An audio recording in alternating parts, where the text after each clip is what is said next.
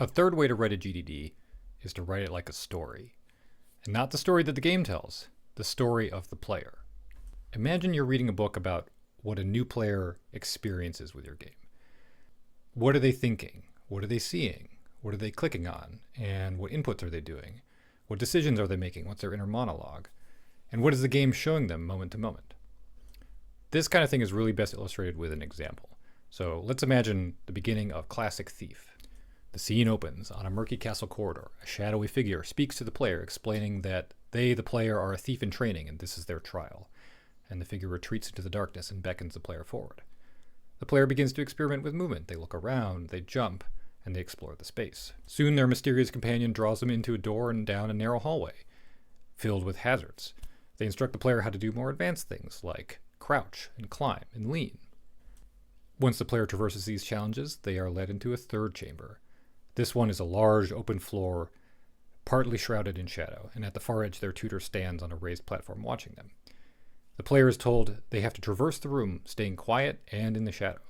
The player attempts it, but they move too fast, and the banging sound of their footsteps rings in their ears, and the figure scolds them. The player retreats and tries again. This time they move quietly, but they stray out of the shadow and they are illuminated. The tutor scolds them again, and this time draws the player's attention to a HUD element, the light gem that shows how lit they are. The player retreats and tries for a third time. This time they traverse the map successfully, and they get to the raised platform where their tutor praises them before showing them into a fourth area, a large open courtyard. In this area, a soldier waits, clad in armor and holding a sword. The tutor shows the player how to open their own sword and try a few experimental moves like cutting and blocking. Now the tutor bids them to attack, and the soldier bears down on them. The player jumps back, scared, and misses their block and gets cut. They hear their character cry out, and they see their health points diminish. The soldier pauses for a moment before attacking again, but this time the player is ready. This is maybe the first 5 to 10 minutes, and what does it accomplish?